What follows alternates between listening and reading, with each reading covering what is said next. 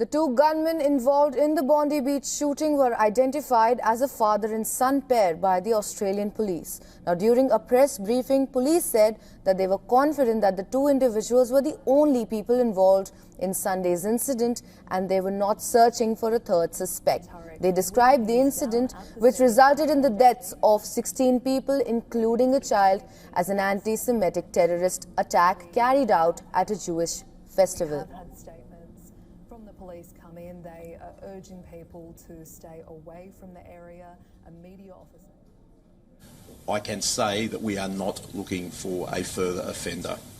We are satisfied that there were two offenders involved in yesterday's incident. One is deceased, the second is in critical but stable condition in hospital at the moment. The offenders are a 50-year-old and 24-year-old male who are father and son. One of the gunmen has been named by the local media. According to Australian public broadcaster ABC, the alleged assailant was Naveed Akram from the Sydney suburb of Bonnyrigg. Officers raided two properties in Sydney, reportedly the homes of the two gunmen. Visuals show police still present at the properties. We saw lots of police cars raided this street, and especially in that house. Yeah, so we couldn't sleep. We were watching everything. Yeah, it was so scary. Australia's Jewish diaspora is small but deeply embedded in the wider community, with about 150,000 people who identify as Jewish in the country of 27 million. About one-third of them are estimated to live in Sydney's eastern suburbs, including Bondi. Around 1,000 people had attended the Hanukkah event. A new eyewitness video has emerged. Now, the footage shows people celebrating on the beach moments before chaos erupted, and they fled as gunmen opened fire. Witnesses said the shooting at the famed beach, which was packed on a hot evening, lasted about 10 minutes, sending hundreds of people scattering along the sand and into nearby streets and parks. Community co-chiefs said they wanted to kill as many Jews as possible. People came to kill Jewish children and women and the elderly, and they knew that here they would have, in a relatively small area, hundreds and hundreds of people, like fish in a barrel. And that's what they wanted. They wanted to kill as many Jewish people as possible simply because they were Jewish, for the crime of being Jewish. Australian Prime Minister Anthony Albanese called the attack an act of pure evil as he laid flowers at the entrance to the Bondi Pavilion on the beach. He said his country is mourning the dead by flying flags at half-mast on Monday. What we saw yesterday was an act of pure evil, an act of anti-Semitism, an act of terrorism on our shores, in an iconic Australian location, Bondi Beach, that is associated with joy, associated with families gathering, associated with celebrations, and it is forever tarnished by what has occurred last evening.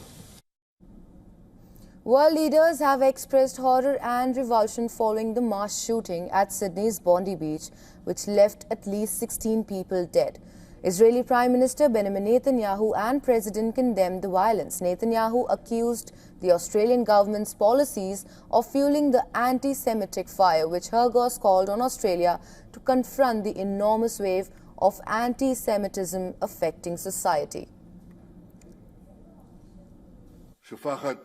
I told them, to the Australian government, that their policies are fueling the anti-Semitic fire and that they are encouraging the Jew-hating that is rampant on the streets of Australia. Anti-Semitism is a cancer, and it spreads when leaders are silent, and they must replace weakness with strength against it. That didn't happen in Australia. The entire nation of Israel misses a beat in this very moment as we pray for the recovery of the wounded, we pray for them, and we pray for those who've lost their lives. We send our warmest strength from here, from Jerusalem, and we repeat our alert time and again to the Australian government to seek action and fight against the enormous wave of anti-Semitism which is plaguing Australian society. In Tel Aviv, Israelis held an emotional vigil commemorating the victims. On the first night of Hanukkah, they lit candles and prayed, giving the ceremony a symbolic meaning. The Palestinian Foreign Ministry also condemned the shooting, rejecting all forms of violence, terrorism and extremism as contrary to humanitarian values. In the United States, President Donald Trump described the attack as a pure anti-Semitic attack. Secretary of State Marco Rubio tweeted that anti-Semitism has no place in the world, offering prayers for the victims, the Jewish community and the people of Australia.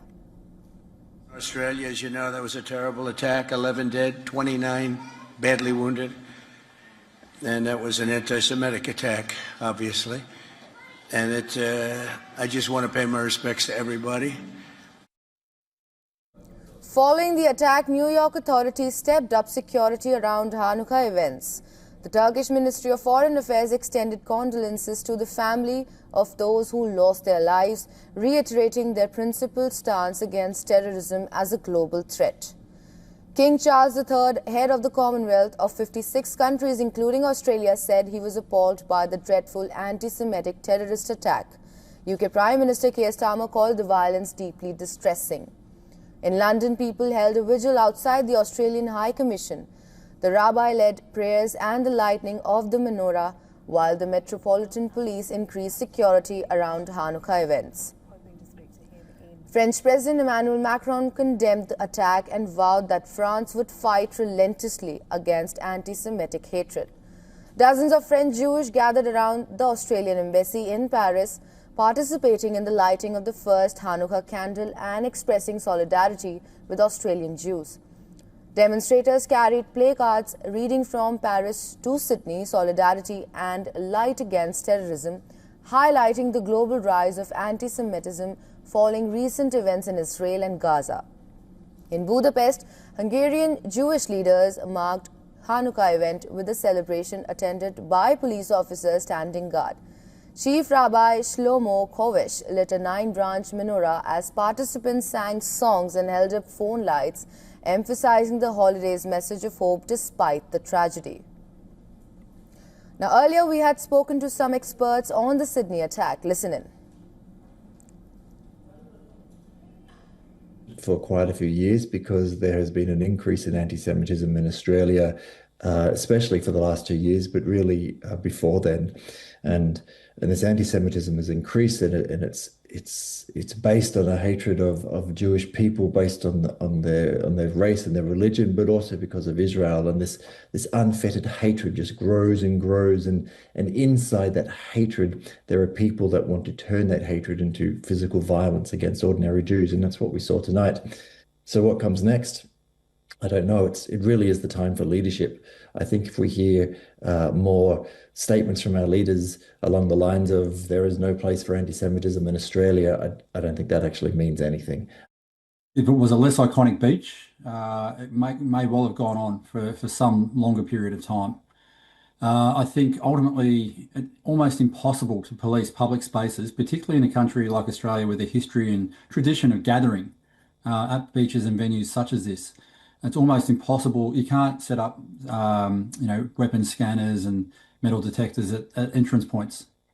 So we've got to have a deeper look at not only how we secure public spaces, but also what we're doing about access to firearms, particularly for people who have been identified as being on ASIO watch lists,